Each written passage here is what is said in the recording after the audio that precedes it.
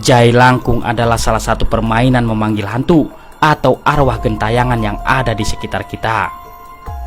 Permainan dilakukan dengan menggunakan media yang biasanya berupa batok kelapa yang didandani seperti orang. Di bagian tengah atau tangan dari batok kelapa tersebut diberi alat tulis yang bisa digunakan untuk melakukan komunikasi. Saat semua persiapan dilakukan dengan benar, orang yang akan bermain akan berkumpul dan mengucapkan japa mantra berkali-kali. Akibat mantra yang diucapkan selama berkali-kali, media berupa batok akan terisi makhluk halus dan akhirnya komunikasi bisa dilakukan dalam situasi yang penuh kengerian. Berikut ini adalah sejarah dan peranan budaya yang menyebabkan Jailangkung terus ada hingga sekarang. Yang pertama, sejarah permainan Jailangkung. Istilah Jailangkung yang kita kenal sekarang ternyata diturunkan dari permainan serupa bernama Cailanggong. Permainan kuno yang menggunakan media boneka keranjang untuk memasukkan arwah ini berasal dari Tiongkok. Diduga hubungan kerajaan Nusantara dengan pedagang Tiongkok di masa lalu menyebabkan permainan mistik ini datang dan mengakar di Indonesia. Seiring dengan berjalannya waktu, permainan yang sudah punah di Tiongkok ini menjadi permainan khas di Indonesia.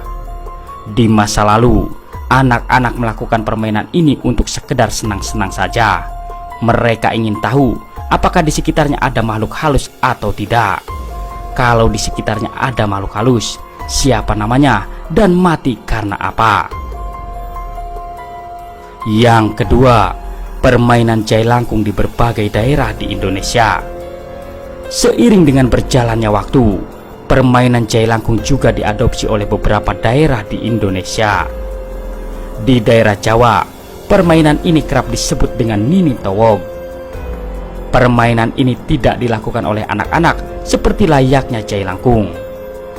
Permainan Nini Towog justru dilakukan oleh orang tua untuk meminta keselamatan di desa dan menolak bala atau wabah penyakit datang ke desa. Nyaris sama dengan permainan yang ada di Jawa, Jailangkung juga hadir dalam versi Minangkabau. Nama permainan ini adalah Lukah Gilo yang biasanya dimainkan oleh seorang pawang. Media yang digunakan terbuat dari lukah atau penangkap ikan dari bambu dan kepalanya diberi labu atau batok kelapa. Saat pawang membisikkan mantra, makhluk halus akan masuk dan membuat lukah ini terus bergerak tanpa henti. Yang ketiga, fungsi permainan Jailangkung. Permainan ini awalnya hanya digunakan untuk sekedar senang-senang saja. Namun seiring dengan berjalannya waktu, permainan ini jadi sedikit disalahgunakan. Misalnya digunakan untuk uji nyali dan mencari hantu yang ada di sekitarnya. Hantu yang dicari ini nanti juga dimintai tolong untuk menunjukkan nomor togel yang akan keluar esok hari.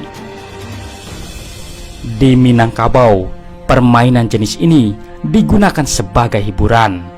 Biasanya dilakukan saat upacara pernikahan. Di beberapa daerah lain, Jailangkung digunakan untuk mengganggu orang sehingga kasus-kasus seperti kerasukan kerap terjadi dan meresahkan banyak orang. Yang keempat, Jailangkung dalam budaya dan masyarakat Indonesia. Jailangkung tidak bisa dihilangkan dengan mudah dari masyarakat di Indonesia.